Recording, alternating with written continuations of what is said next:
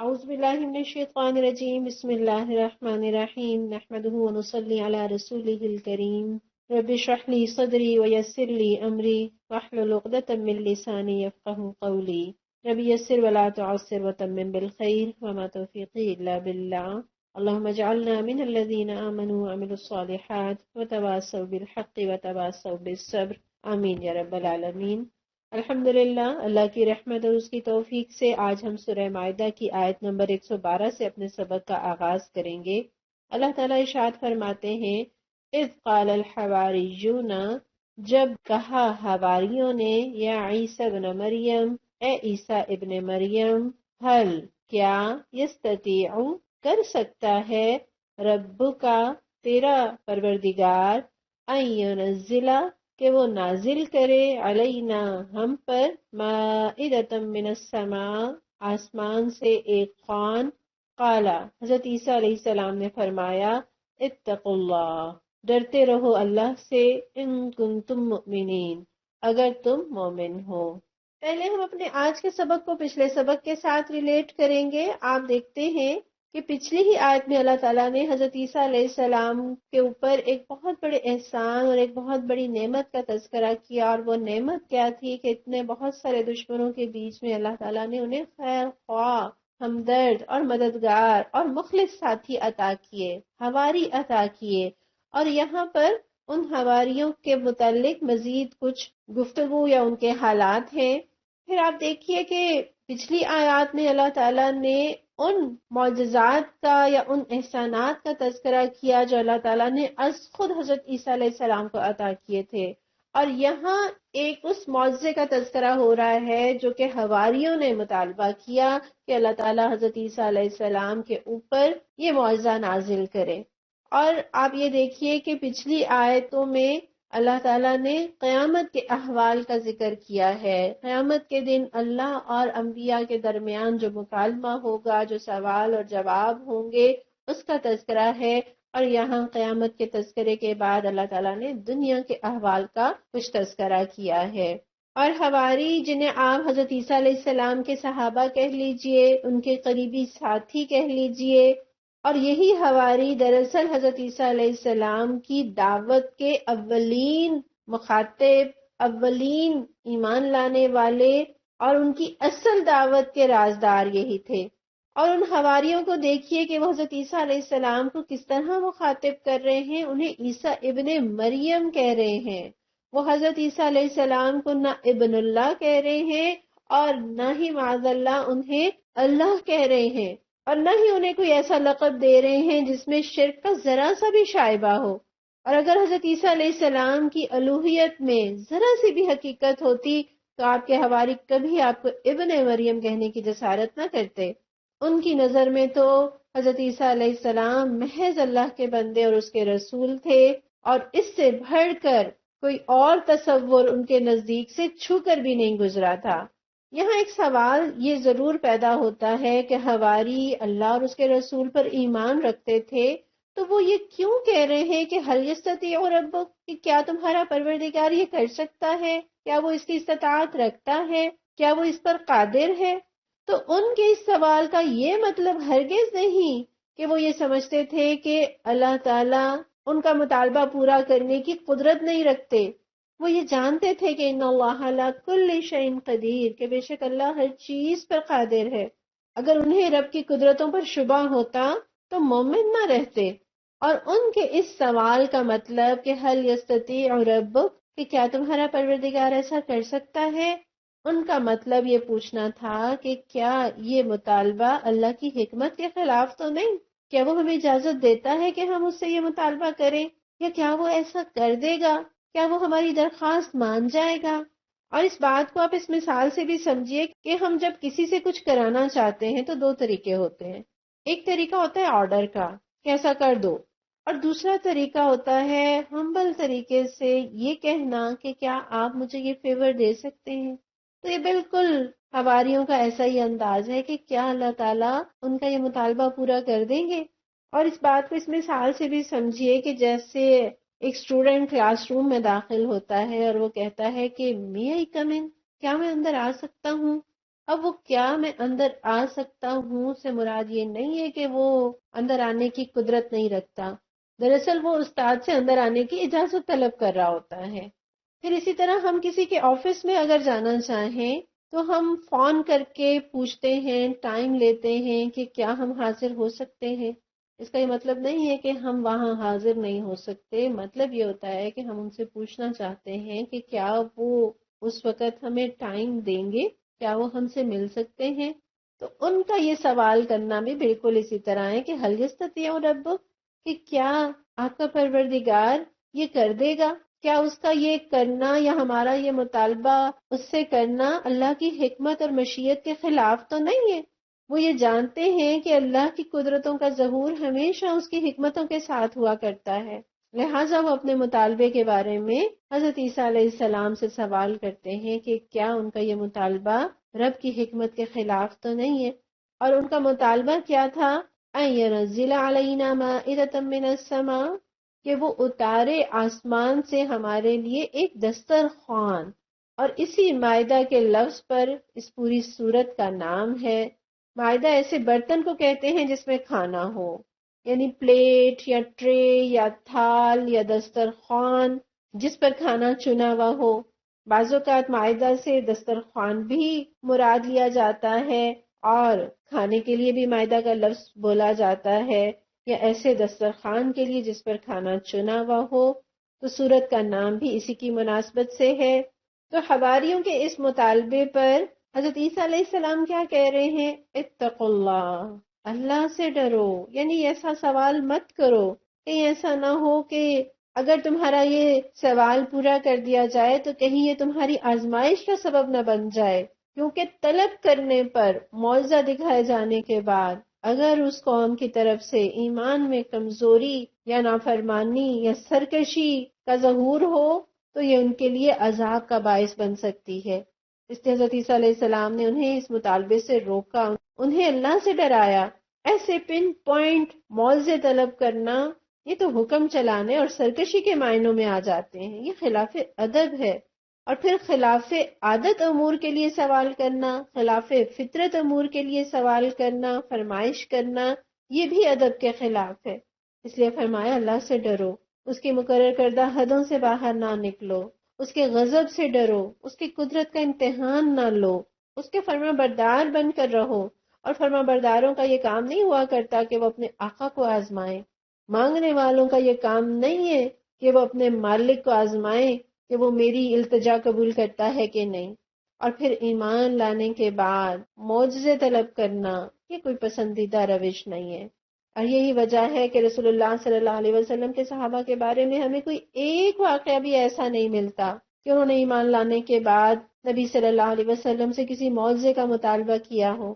اور جیسے کہ ہم نے دیکھا نا کہ معجزہ مل جانے کے بعد نافرمانی انسان کو یا قوموں کو اللہ کے عذاب کا مستحق بناتی ہے۔ اور اس کی بڑی مثال قوم سمود کی ہے، جب انہوں نے حضرت صالح علیہ السلام سے مطالبہ کیا تھا کہ اس پہاڑ سے حاملہ اونٹنی ہماری آنکھوں کے سامنے نکلے، جو ہمارے سامنے بچہ جنے، تب ہم ایمان لائیں گے۔ اللہ تعالیٰ نے انہیں یہ معجزہ دکھا دیا، لیکن قوم سمود نے کیا کیا؟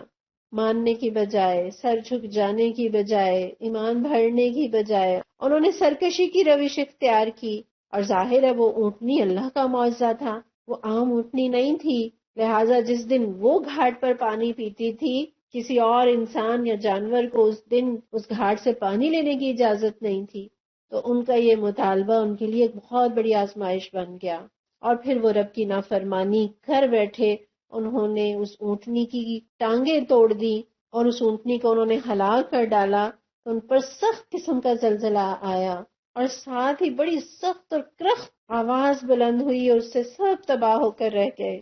تو اللہ کے تو معجزے بے شمار۔ پچھلی ہی آیات میں اللہ تعالیٰ نے حضرت عیسیٰ علیہ السلام کو جو معجزے عطا کیے ان کا تذکرہ کیا، کس طرح وہ بن باپ کے پیدا ہوئے، کس طرح وہ پنگھوڑے میں کلام کرتے ہیں، کس طرح وہ اندھوں کو بینا، کوڑی کے مریضوں کو اچھا کر دیتے ہیں، مردوں کو زندہ کر دیتے ہیں۔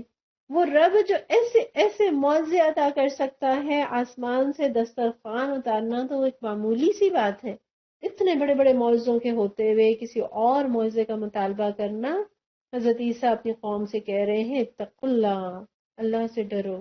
اور یہ لوگ بھی اصلاً بنی اسرائیل سے تعلق رکھتے تھے، اور بنی اسرائیل کا یہ مزاج رہا ہے نئی نئی تجویزیں پیش کرنا اور انہیں منوانا، اپنے پیغمبر سے مطالبے کرنا۔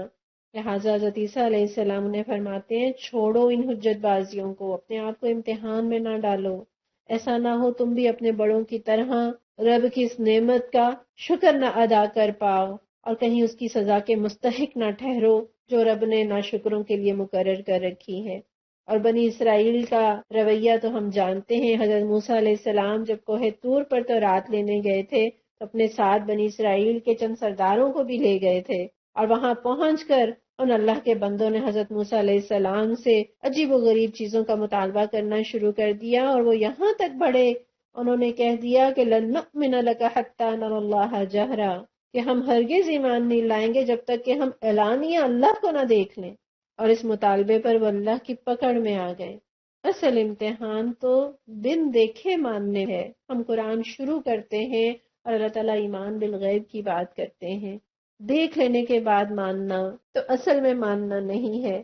یہ تو ہم بھی کسی سے کہیں نا کہ فلاں جگہ ایسا واقعہ ہوا ہے اور وہ کہے کہ میں نہیں مانتا، جب تک آپ مجھے دکھا نہ دیں، جب تک آپ مجھے وہاں لے نہ جائیں اور میں اپنی آنکھوں سے نہ دیکھ لوں۔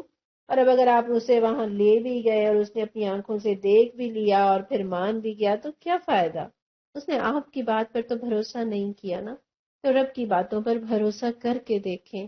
اور اللہ کو ایمان بھی وہی مطلوب ہے جو رب سے نشانیاں نہ مانگے، جو رب سے معاوضے نہ مانگے، جو رب کی باتوں کو مان لے۔ اتقوا اللہ۔ شاہ عبد القادر لکھتے ہیں کہ اس سے مراد یہ ہے کہ بندے کو چاہیے کہ اللہ کو نہ آزمائے کہ میں دیکھوں کہ وہ میرا کہا مانتا ہے کہ نہیں۔ اور اتقوا اللہ کہنے سے حضرت عیسیٰ علیہ السلام کی ایک مراد یہ بھی ہو سکتی ہے کہ اپنے اندر تقوی پیدا کرو، اور یہ تقوی تمہارے لیے رب سے رزق پانے کا ذریعہ بنے گا۔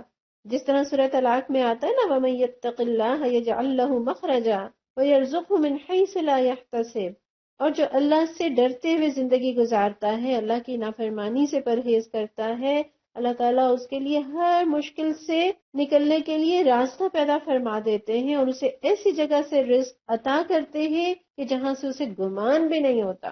تو انہوں نے رزق کا مطالبہ کیا، ایسے دسترخوان کا مطالبہ کیا جو کھانوں سے سجا ہوا ہو، تو حضرت عیسیٰ علیہ السلام نے انہیں اتقوا اللہ کا نسخہ بتایا۔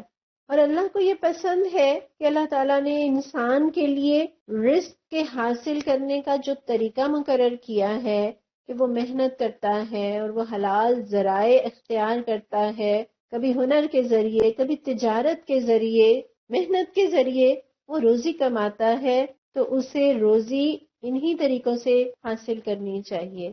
ہم اگر چاہیں کہ ہمیں بیٹھے بٹھائے رب کی نعمتیں مل جائیں، رزق مل جائے، کھانے مل جائیں، دولت مل جائے، تو ایسے ملنے والی دولت اس میں برکت نہیں ہوا کرتی، اور عام طور پر وہ حلال بھی نہیں ہوا کرتی۔ اور پھر وہ رب جو ہر روز زمین سے کیا کیا پھل اور کیا کیا سبزیاں اور کیا کیا نعمتیں میرے اور آپ کے لیے اگاتا ہے، اس کے لیے آسمان سے کھانا نازل کرنا کوئی بڑی بات نہیں ہے۔ لیکن اللہ کو یہ بات پسند نہیں کہ انسان رب کو ماننے کے لیے اس سے معاوضے کا مطالبہ کرے یا اس سے وہ دعائیں مانگے جو خلاف فطرت ہیں، جو خلاف عادت ہیں، جو اس کی حکمت کے خلاف ہیں، جو رب کی سنت کے خلاف ہیں۔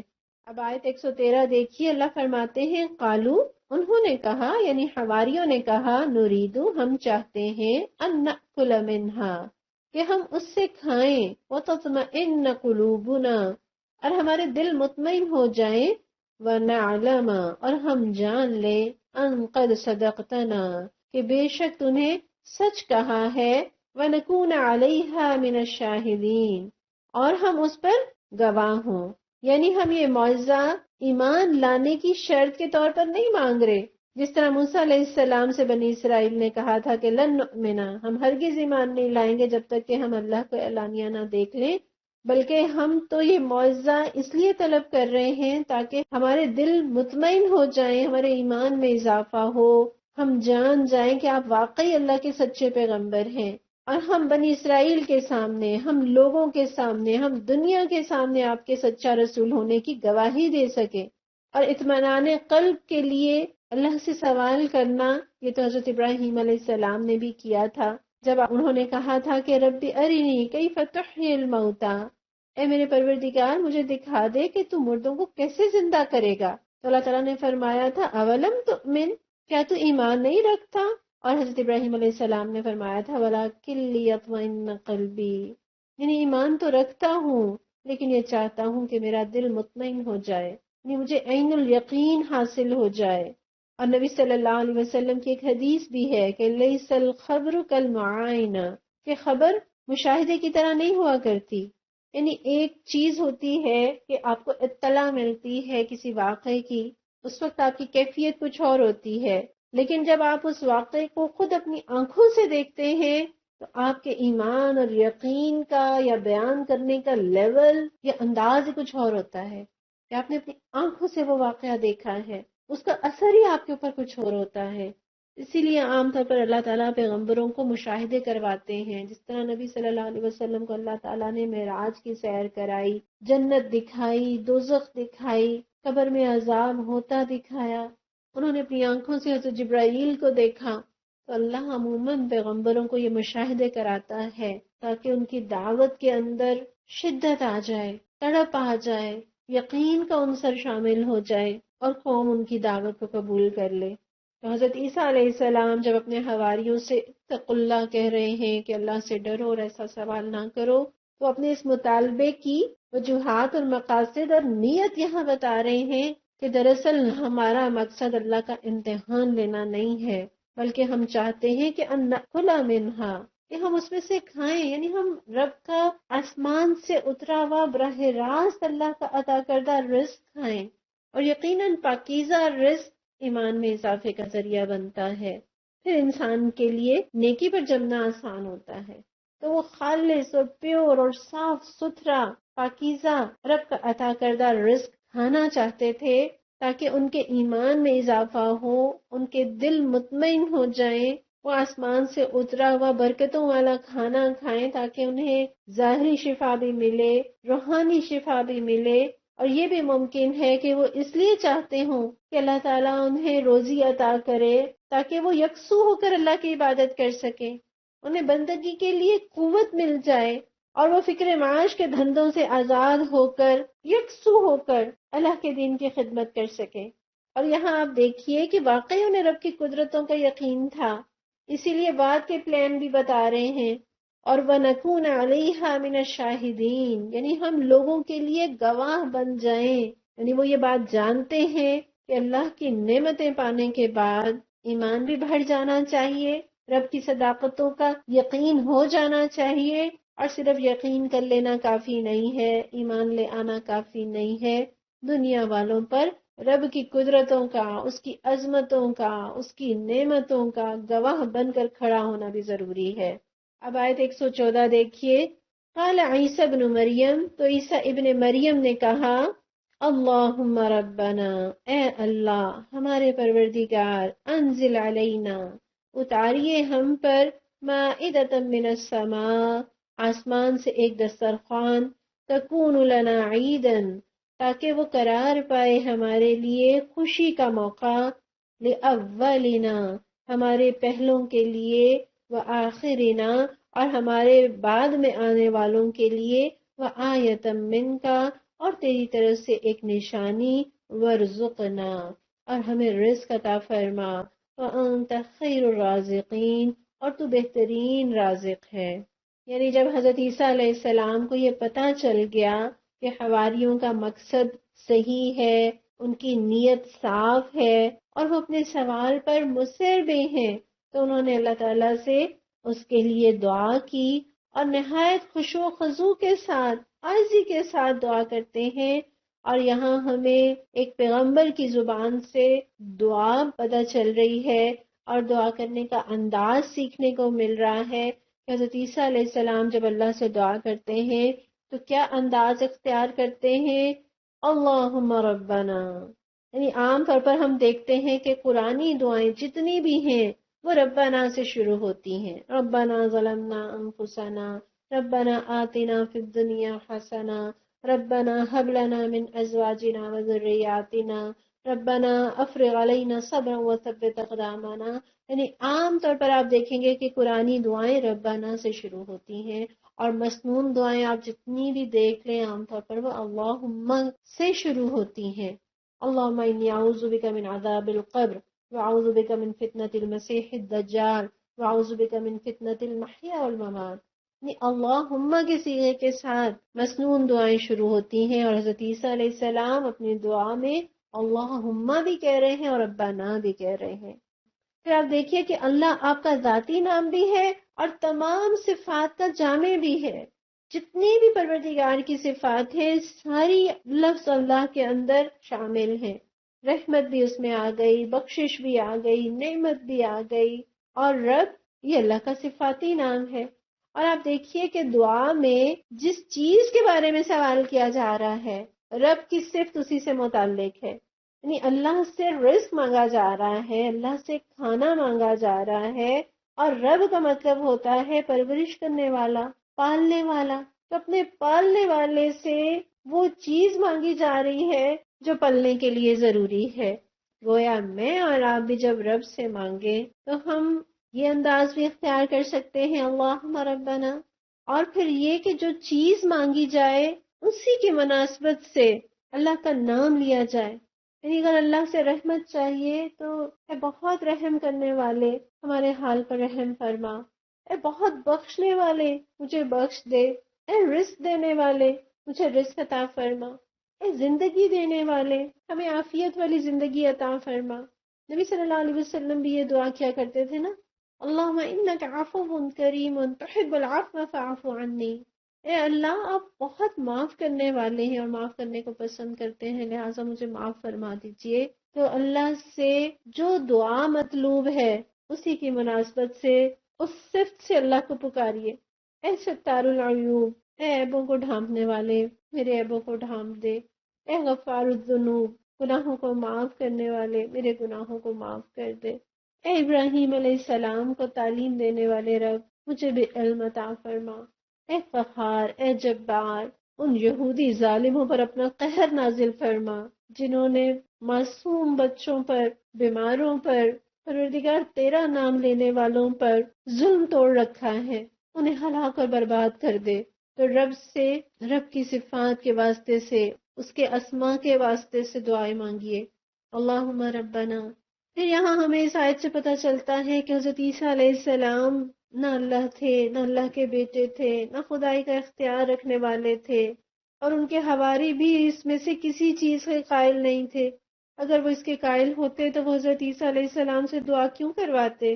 اگر وہ اس کے قائل ہوتے تو ان کے حواری خود ان سے مطالبہ کرتے کہ اے عیسیٰ آپ ہمارے لیے دسترخوان نازل کر دیجئے. اور اگر حضرت عیسیٰ علیہ السلام خدائی میں ذرا بھی اختیار رکھتے تو وہ خود ان کا مطالبہ پورا کر دیتے اور وہ اللہ سے نہ مانگتے. یہاں حواریوں کا حضرت عیسیٰ علیہ السلام سے دعا کی درخواست کرنا اور حضرت عیسیٰ علیہ السلام کا اللہ سے دعا مانگنا ان کا اللہ کے بندے ہونے کی علامت ہے. اور یہ ممکن ہے کہ حضرت عیسیٰ علیہ السلام نے ان کے لیے یہ دعا اس لیے کی ہو کہ وہ کھانے کی فکر سے آزاد ہو جائیں اور عبادت و تبلیغ میں یکسوئی کے ساتھ مصروف ہو جائیں. یہاں یہ جو لفظ آ رہا ہے تکون لنا عیدن، تاکہ وہ موقع ہمارے لیے عید قرار پائے، خوشی کا موقع قرار پائے. تو عید کا مطلب کیا ہے؟ عید عاد یعود سے ہے، یعنی ایسی خوشی جو بار بار لوٹ کر آئے. جس طرح عید ہر سال آتی ہے اور ہمارے لیے خوشی کا دن جمعے کا دن بھی ہے جو ہر ہفتے میں ایک دن آتا ہے، تو یہ عید سالانہ بھی ہو سکتی ہے، ہفتہ وار بھی ہو سکتی ہے. بہرحال عید خوشی اور سرور کے دن کو کہتے ہیں، اور شریعت میں عید کا مطلب یہ کبھی نہیں رہا کہ اس دن اس طرح سے خوشی منائی جائے کہ شریعت کے سارے ضابطوں کو پامال کر دیا جائے، اللہ کی نافرمانی کے کام ہوں، بے حیائی کے کام ہوں، بے ہنگم طریقے سے جشن منایا جائے. نہیں، بلکہ عید کا مطلب یہ ہوتا ہے کہ اس دن پوری ملت اجتماعی طور پر مل کر اللہ کا شکر ادا کرے، اس کی بڑائی بیان کرے، اس کی تعریف کرے اور رب کی دی ہوئی نعمت پر خوشی کا اظہار کرے. اور یہاں بھی حضرت عیسیٰ علیہ السلام نے اس دن کو عید بنانے کی جس خواہش کا اظہار کیا، اس سے ان کا مطلب بھی یہی ہے کہ ہم اس دن اللہ آپ کی تعریف کریں، آپ کی تکبیر، آپ کی تسبیح بیان کریں. اور جس طرح ہم پچھلی کلاس میں پڑھ رہے تھے نا کہ حضرت یحییٰ علیہ السلام فرماتے ہیں نا کہ سلام اس پر جس روز کے میں پیدا ہوا، جس روز کے میں مروں اور جس روز کے میں دوبارہ اٹھایا جاؤں. اور بعض لوگوں نے اس آیت سے سالگرہ کو ثابت کرنے کی کوشش کی ہے. بالکل اسی طرح یہاں جو عید کا تذکرہ ہے کہ اللہ تو آسمان سے ہمارے اوپر یہ نعمت عطا فرما، اور جس دن یہ نعمت اترے تو وہ دن ہمارے لیے عید قرار پائے.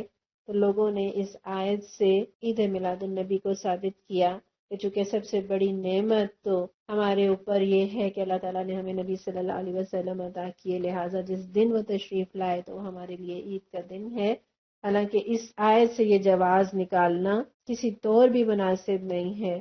اسلام میں صرف دو ہی عیدیں ہیں، ایک عید الفطر جو اس بات پر شکر کا اظہار ہے کہ اللہ تعالیٰ نے قرآن نازل کیا، اور دوسرا عید الاضحیٰ کہ جس دن اللہ کا یہ پیغام اترا کہ آج میں نے تمہارے لیے تمہارے دین کو مکمل کر دیا. اور اس دن مسلمان قربانی کرتے ہیں، گویا یہ پیغام ہے امت کے لیے کہ دین کی تکمیل قربانی کے ساتھ ہوگی. تو عید الفطر اور عید الاضحیٰ یہ دو ہی تہوار اور دو ہی عیدیں ہیں، ان کے علاوہ کوئی عید نہ قرآن سے ثابت ہے اور نہ ہی نبی صلی اللہ علیہ وسلم کی سنت سے، اور نہ ہی صحابہ نے کوئی ایسی عید منائی. پھر یہاں اس آیت میں لِأَوَّلِنَا وَآخِرِنَا سے کیا مراد ہے؟ اس سے مراد یہ ہے کہ جو اس دسترخوان کے آنے سے پہلے ایمان لا چکے اور جو اس معجزے کو دیکھنے کے بعد ایمان لائیں گے، یہ مائدہ ان سب کے لیے خوشی کا باعث ہوگا. اور اس سے ایک مراد یہ ہے کہ موجود لوگوں کی خوشی تو اس دسترخوان کے کھانے سے ہوگی، اور اللہ کی یہ ان کی دعا قبول کرنے سے انہیں خوشی حاصل ہوگی. اور بعد والوں کو کیا خوشی ملے گی کہ ان کے اسلاف پر اللہ نے یہ انعام فرمایا. پھر حضرت عیسیٰ علیہ السلام اس آیت میں فرماتے ہیں وَآیَةً مِّنْکَ، یعنی آپ کی طرف سے ایک نشانی، یعنی اے اللہ یہ تیرے رب ہونے، تیرے الہ ہونے اور تیرے نبی کے برحق ہونے پر دلیل ہو. پھر آپ دیکھیں کہ اس آیت کے اندر حضرت عیسیٰ علیہ السلام دو دعائیں مانگ رہے ہیں. ایک دعا تو حضرت عیسیٰ علیہ السلام یہ مانگ رہے ہیں کہ ہم پر مائدہ اتار دیجئے آسمان سے، اور دوسری دعا یہ مانگ رہے ہیں وَارْزُقْنَا، ہمیں رزق عطا فرما، اور بلا شبہ تو بہترین رزق عطا کرنے والا ہے.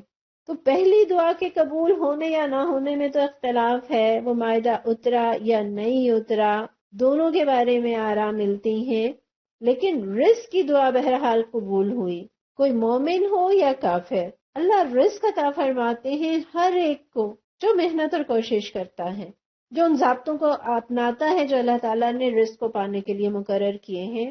اور آج آپ دیکھ لیجئے یہودیوں کے پاس کتنی دولت ہے، عیسائیوں کے پاس کتنی دولت ہے، امت مسلمہ کے پاس کتنی دولت ہے، کتنے وسائل ہیں، کتنے خزانے ہیں، کتنی نعمتیں ہیں. اور بہت سے لوگوں کو تو اللہ تعالیٰ نے بے حساب رزق عطا کر رکھا ہے. انسان کے پاس مال ہو، دولت ہو، نعمتیں ہوں، اللہ تعالیٰ ان ساری نعمتوں کے ساتھ ہدایت بھی عطا کرے. دولت ہو اور ہدایت نہ ہو تو ذلت ہی حصے میں آتی ہے. انسان امیر ہو لیکن بخیل بھی ہو، عیاش بھی ہو، بے ایمان بھی ہو، تو یہ دولت الٹا عذاب میں اضافے کا باعث بنتی ہے. ایسی دولت سے فتنے میں پڑنے کے مواقع بڑھ جاتے ہیں، حساب سخت ہوتا ہے. ورزقنا، پروردگار تو ہمیں رزق عطا فرما، اور تو بہترین رزق دینے والا ہے. اللہ کو یہ بڑا پسند ہے کہ اسی کو رازق مانا جائے، اسی سے مانگا جائے، اور حقیقت میں روزی دینے والا تو وہی ہے، اس کے سوا کوئی بھی روزی پیدا کرنے والا نہیں ہے. سب اسی کا دیا ہوا کھاتے ہیں، سب اسی کے دیے ہوئے میں سے ہی کسی کو دیتے ہیں. اللہ خیر الرازقین. تو یہاں اس آیت کے اندر ہمیں دعا کے آداب بھی پتہ چلتے ہیں کہ دعا مانگی جائے پوری توجہ کے ساتھ، یکسوئی کے ساتھ، رقت قلب کے ساتھ، اور اللہ سے اچھی امید رکھتے ہوئے دعا مانگے، عاجزی کے ساتھ دعا مانگے. اور نبی صلی اللہ علیہ وسلم کی ایک حدیث میں آتا ہے، آپ فرماتے ہیں سب سے بڑا عاجز وہ ہے جو دعا کرنے میں عاجز ہے. یعنی عاجز تو ہے ہی دراصل وہ جو دعا کرتے ہوئے عاجزی کو اختیار کرتا ہے. تو دعا کرتے ہوئے عاجزی بھی ہو، دل لرز رہا ہو، آنکھوں میں نمی ہو، اور رب سے جب رو کر مانگا جاتا ہے نا اللہ تعالیٰ عطا کر کے ہنسا دیا کرتے ہیں، اور رب سے رو کر تو مانگا جاتا ہے، رب سے مانگ کر نہیں رویا جاتا۔ اللہ سے مانگتے ہوئے یہ احساس ہو کہ پروردگار اگر اس در سے ٹھکرا دی گئی تو کہاں جاؤں گی، تیرے علاوہ تو کوئی اور ٹھکانہ ہی نہیں۔ یہ احساس ہو کہ جو ملا ہے رب ہی سے ملا ہے، دنیا میں کوئی دوسرا نہیں جو عطا کر سکتا ہو۔ پھر دعا میں رب کی تعریف ہو، نبی صلی اللہ علیہ وسلم پر درود پڑھا جائے، دعا سے پہلے کوئی نیکی کر لی جائے یا کسی نیکی کے بعد رب سے دعا مانگی جائے، صدقہ کر لیا جائے یا رب کو اپنے نیک اعمال کا واسطہ دیا جائے، نیک اعمال کے واسطے سے دعا مانگے تو اللہ تعالیٰ ان دعاؤں کو رد نہیں کیا کرتے۔ اور دعا سے کبھی نہ اکتائیں، کبھی اس چکر میں نہ پڑے کہ دعا سے تقدیر بدلے گی یا نہیں۔ تقدیر بدلنا، نہ بدلنا، دعا قبول کرنا، نہ قبول کرنا، یہ رب کا کام ہے، یہ اس کا ڈومین ہے، یہ اس کا اختیار ہے۔ بندے کا کام ایک فقیر کی طرح مانگتا ہی جائے، لپٹ لپٹ کر مانگے، دعا کی قبولیت کی فکر میں پریشان ہونے کی بجائے دعا مانگنے کی فکر کی جائے۔ اور یہ تو حقیقت ہے، بے بس تو ہم ہیں، وہ تو پل میں نصیب بدل سکتا ہے، اور ممکن اور ناممکن کی بحث تو بندوں کے ہاں ہے، رب کے ہاں ناممکن کا تو لفظ ہی نہیں۔ ہاں حکمت ہے، ہم یقیناً اپنے لیے اپنے رب سے بہتر مانگتے ہیں، اور وہ ہمیں وہ عطا کرتا ہے جو ہمارے لیے بہترین ہوتا ہے، اور اللہ کبھی خالی ہاتھ نہیں لوٹاتا۔ بندہ مانگے اور وہ نہ دے، یہ تو رب کو گوارا ہی نہیں۔ اور کبھی یہ خیال بھی نہیں آنا چاہیے کہ رب نے تو سنا ہی نہیں، وہ تو ان کی بھی سنتا ہے جو اسے مانتے ہی نہیں، اور ان کو بھی سنتا ہے جن کی زبان ہی نہیں۔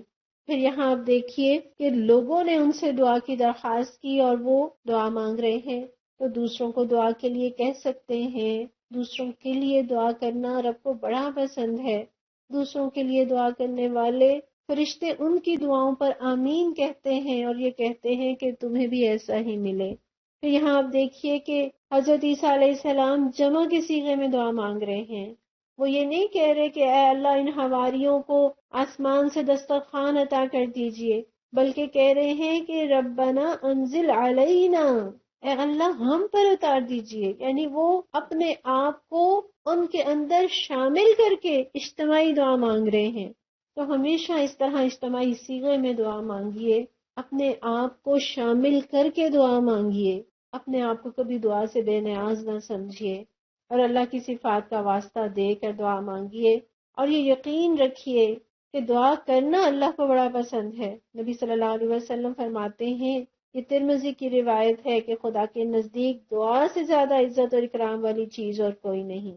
پھر آیت 115 دیکھیے، قال اللہ نے فرمایا، انی منزلھا علیکم، بے شک میں اسے تم پر اتارنے والا ہوں، نازل کرنے والا ہوں، فمن یکفر، پس جو کوئی کفر کرے گا، بعد منکم، اس کے بعد تم میں سے، فانی، تو بے شک میں، اعذبہ، میں عذاب دوں گا اسے، عذاباً، ایسا عذاب، لا اعذبہ احدا من العالمین، جو میں نے دنیا میں کسی کو نہ دیا ہوگا۔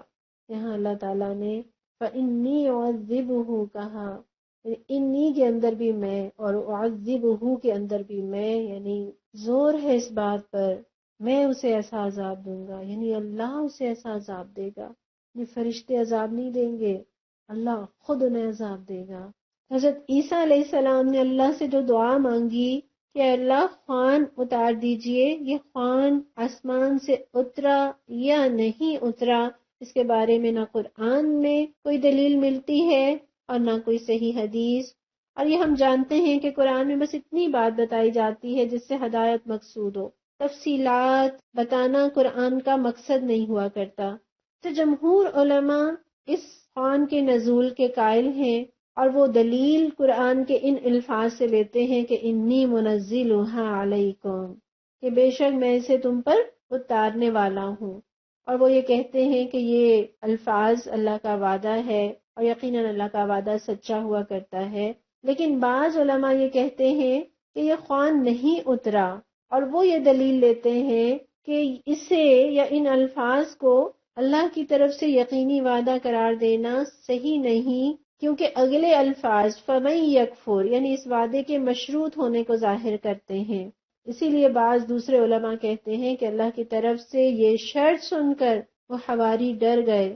جب اللہ تعالیٰ نے ایسے عذاب کی وعید سنائی کہ اگر اس نعمت کے ملنے کے بعد، اس معاوضے کے ملنے کے بعد اگر تم میں سے کسی نے انکار کیا تو اسے میں ایسی سزا دوں گا جو میں نے دنیا میں کسی کو نہ دی ہوگی، تو وہ لوگ ڈر گئے اور انہوں نے دعا کا مطالبہ واپس لے لیا، اور اس کے بعد مائدہ کا نزول نہیں ہوا. اور اس بات کی تائید اس سے بھی ہوتی ہے کہ اس مائدہ کے اترنے کی کوئی شہرت عیسائیوں میں نہیں، نہ ان کے لٹریچر میں کہیں درج ہے. اگر یہ نازل ہوا ہوتا تو یقیناً ایک بہت بڑی بات ہوتی اور اسے ان کے ہاں مشہور ہونا چاہیے تھا، ان کی کتابوں میں نقل ہونا چاہیے تھا، لیکن ہمیں ایسی کوئی روایت عیسائیوں کے ہاں نہیں ملتی. ہاں ایک موقوف روایت ترمذی کے اندر آتی ہے جس میں رسول اللہ صلی اللہ علیہ وسلم نے فرمایا کہ جو دسترخوان آسمان سے اتارا گیا اس میں روٹی اور گوشت تھا، اور انہیں یہ حکم دیا گیا تھا کہ اس میں نہ خیانت کریں گے اور نہ کل کے لیے ذخیرہ کریں گے. پھر ان لوگوں نے خیانت بھی کی اور کل کے لیے بھی اسے اٹھا رکھا، لہٰذا انہیں بندر اور سور بنا دیا گیا.